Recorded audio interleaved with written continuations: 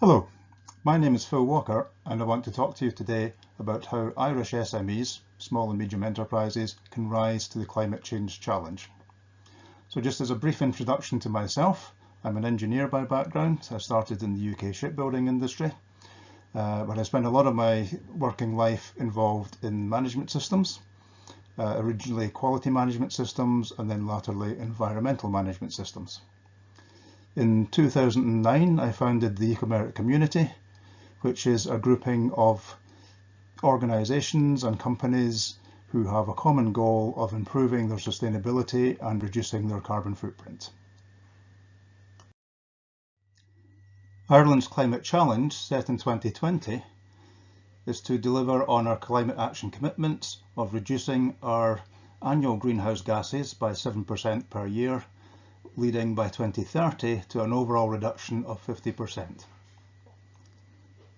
SMEs, small and medium enterprises, clearly have a major role to play in meeting this challenge. 99.8% of Irish businesses are SMEs and they employ 69% of the entire workforce. So clearly we need to engage with this highly diverse SME sector if we're going to win and break through on this challenge. Two facts and a question. Fact 1. Climate action saves more money than it costs. If anyone is still in any doubt about that, well, just keep watching and listening and I can prove that to you quite easily. Fact 2. Climate inaction is prohibitively expensive. Well, the best scientific brains in the world have been telling us this for years. They've been telling us exactly what's going on, exactly what we can expect. And we know beyond question that we have to take action.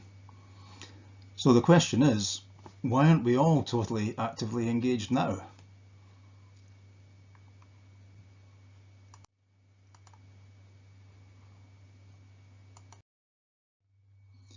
Well, if you talk to many SMEs, they will all tell you, yes, we really would like to improve, and yes, it would be great to reduce our costs on energy and reduce our carbon footprint, but, and then they'll come up with a permutation of the following.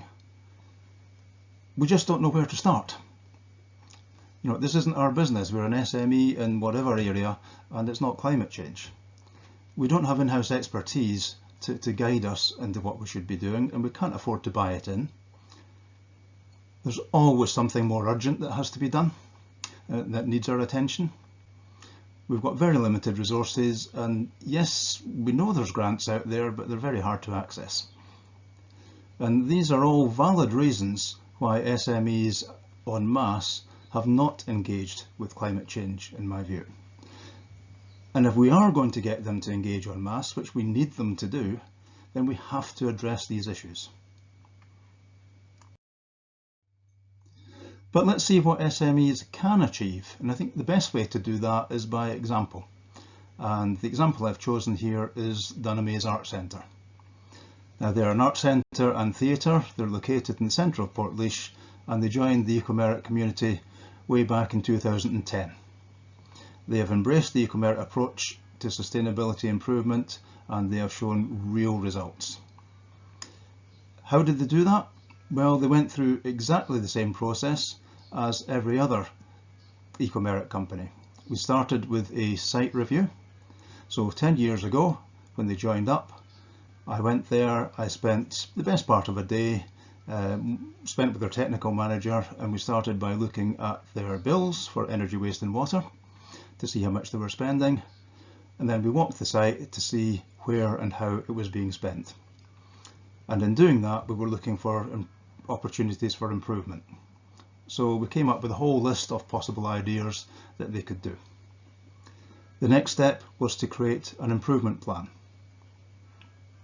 So they decided over the following year what actions they would actually take, who would make it happen and when they would happen for. Then they went on and did it, so they implemented these improvements. Then the next steps, these are the really important ones in my view. Because they have an environmental certification, it didn't just stop at a set of improvements. They then measured the effectiveness of these improvements, because they're always monitoring their energy, waste and water. and then they reviewed what happened and decided on the next step. What would they be doing next year? And as a part of the support they get, the EcoMerit surveillance. So that's once a year, the certified companies has a surveillance visit where we sit down and we review the programme, we look for the new actions and so on. And this is what keeps the wheel turning. The whole wheel keeps turning again and again, year on year, because of this review and opportunity identification, creating the improvement plan for the next year and so on.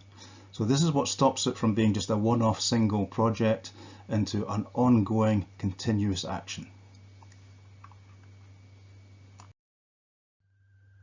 So let me now take you through what they did and what the results of these actions were.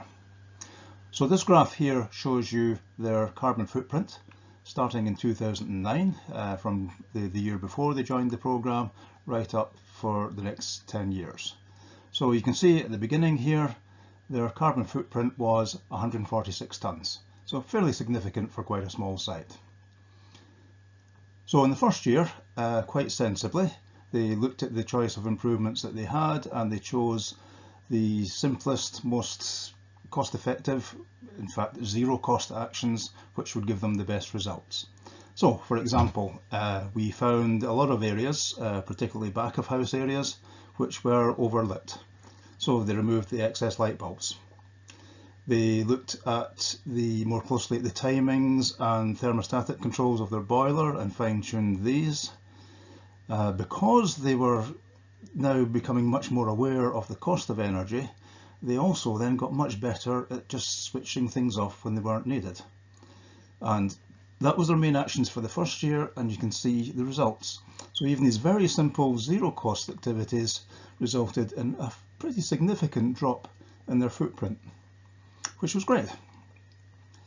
But of course they didn't stop there, because they're EcoMerit certified, and so year on year they looked to see what they would do. So in 2010 they decided they would invest some real money in LED lights. So they did a fairly major lighting fit out, and that resulted in a considerable reduction in the energy used, of course.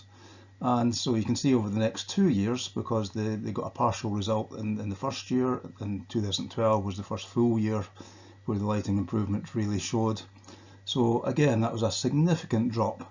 They had to spend money, but they got a real improvement. The next thing they looked at was their doors. They had 2 big glass double doors at the main entrance to the facility, and surrounding these doors were massive air gaps. And so that meant that in the winter, wind was howling through straight into the reception area and straight into the cafe, which is right beside reception, which meant that they had to overcompensate for that by having the thermostats higher in these zones and so on. So they replaced these doors with doors that actually properly sealed, and again you can see the results here. Another significant drop in their carbon footprint, because they were able to turn down the thermostats in these zones. They weren't losing as much heat through all the drafts, and the place was obviously a lot more comfortable too. Now in the background they were also doing a lot of other smaller improvements as well. I'm just talking about the main ones they did. So carrying on, they then came to the point where they needed another pretty major investment, and that was their boiler. So they replaced their old oil boiler with 2 modern gas boilers. They did that in 2016, and so 2017 was the first full year of operation of the new boilers, and you can see a considerable drop in their footprint as a result of that. From then on, they've invested again in lights, this time in stage lighting predominantly, so LED lights, and there's a photograph here showing some of their nice new LED stage lights. So again, the process is continuing and will continue indefinitely, because each year they will look for further improvements. So over the 10-year period, you can see they have made some sensible investments, they've made some sensible improvements, and the net result on the effect of their carbon emissions, well, they've reduced it by slightly more than half, which I think is very impressive for a small organisation which certainly isn't cash rich and does not have a lot of money to spend. But this is what they achieved by doing consistent, steady actions and improvements year on year.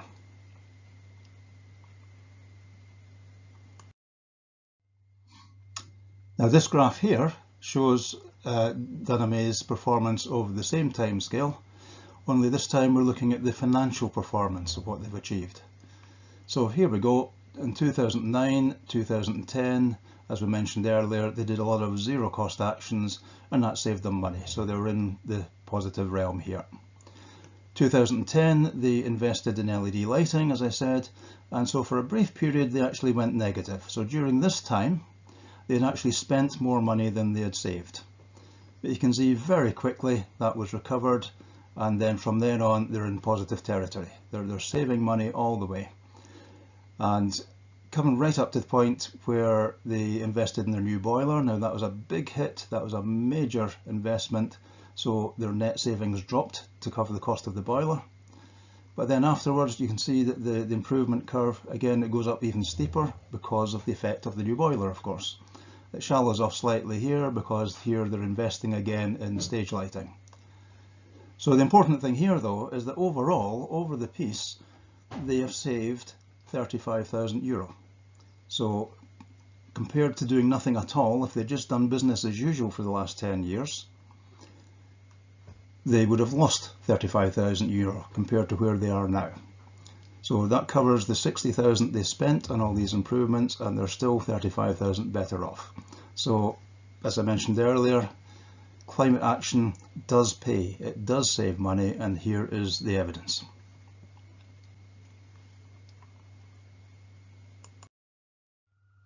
So, what would you have if you multiplied Dunam's by 100? Well, you would have the EcoMerit Community. We have 109 sites across Ireland, which are all EcoMerit certified and have all gone through and are continuing to go through exactly the same process I've just described for Dunam's. So they've all had site reviews, they all have improvement plans, they all measure that performance, they all have surveillances each year, and they all relook at the review, have new plans and continue onwards. And as always, of course, we monitor the performance of each of these, and we monitor the performance by aggregating that up of the whole EcoMerit community. And you can see here the graph in blue. This shows the performance over the 10-year period of the community's existence. And you can see that our carbon emissions have reduced in much the same way as we have just shown for Dunam's. Not entirely surprising, because these are 100 plus sites who have done exactly the same, gone through exactly the same process and done the similar sorts of improvements to suit their own individual sites. In fact, they have improved on average by 9% per year, year on year. So that compares very well with the 7% target that we have for the next 10 years. Now, they have done that with the help of grant aid. That has been important, and we have in fact supported 51 sites to win SAI grant support totaling 1.4 million, and that has been obviously very influential in achieving these improvements. And I'm pleased to say we have a 100% success rate in winning these grants as well. So that definitely has been a factor. So about half of these sites have benefited from grants, about half haven't. Now, the other thing to look at here, I would suggest, is this red line along the top. This shows Ireland's national performance over the same period, over the same 10 years. And as you can see, we're at the end of it, we're pretty much exactly where we started. So we've achieved really nothing in net terms. So I would suggest that this difference tells a whole story. Here's what can be achieved by companies who take consistent, sensible actions which save them money. And here's what happens when we don't do anything. So, let's take our choice. Which do we want to be? The other thing I should mention as well is that on average, because we measure the effectiveness of these things, the major investments have a typical payback time of 4 years. So it's a pretty good performance, and that would be 4 years without the grant. So if they got a grant, then that would be down to 3 or even 2 years.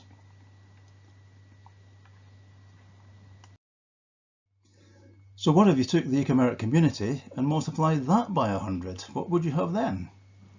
Well, then you would have CARE, the Climate Action Through Resource Efficiency Project. This is what we're working on now. We have teamed up with our partners, the Clean Technology Centre and Change by Degrees, and what we're aiming to do is engage with 10,000 SMEs over the next 10 years. By doing that, we can deliver 1 million tonnes savings of CO2 per year. We will also have trained and empowered approximately 300,000 SME staff to be more effective in climate terms within their own organisations, but they will also take that knowledge back home with them and into the wider communities. So there's an extra spin-off benefit there. And we will avoid carbon fines of somewhere up to 100 million for the country in the same process. So pretty impressive results. Big project, but big results, and again we've proven that this is doable. However, we will need help. We do need help from government to make this happen, and we are asking for 3 things. Firstly, post-COVID, the government quite rightly is investing in our economy to rebuild our economy. But we must make sure that we don't just build it back how it was. We need to build it back better. We need to build it back sustainably. So there should be green strings attached to all government grants going to commercial organisations. That will cost the government nothing to do, but it will have a huge impact on what actually these companies achieve. Likewise, green public procurement, that has been sort of happening for a long time now, but that needs to be bolstered. The government has extremely strong purchasing power, and if they just required that money being going to contracts for government and local authority and government agencies, if they had to have green credentials, then again that would have a massive effect on encouraging companies to embrace climate action. And again, the cost to government would be 0. The third thing we would need is some grant support. So there is an investment here required, because we need to bring the knowledge to the SMEs. We need to help them by doing this first site assessment to show them what's possible, to guide them through and get them started. So that will require an investment, but it's a relatively small one, and it's also much smaller than the EU fines we would be facing by not achieving the results that we know we can achieve. So, in conclusion, SMEs clearly have got a major role to play in Ireland's challenge on climate action. The great news is that they can. We know they can. We've proven it 100 times over. They just need the right help and encouragement to get there. And the CARE programme is the way that we believe this can be done. So thank you very much for your attention. For more information, please look at the EcoMerit website here, where you'll find a lot more about how EcoMerit works. There's case studies of different companies and so on. And you'll find out a lot more, including applications for if you wish to join the EcoMerit community. And also here we have more detail about the CARE programme and what we're proposing there. So I hope you'll find these interesting, and thank you very much for your attention. Thank you.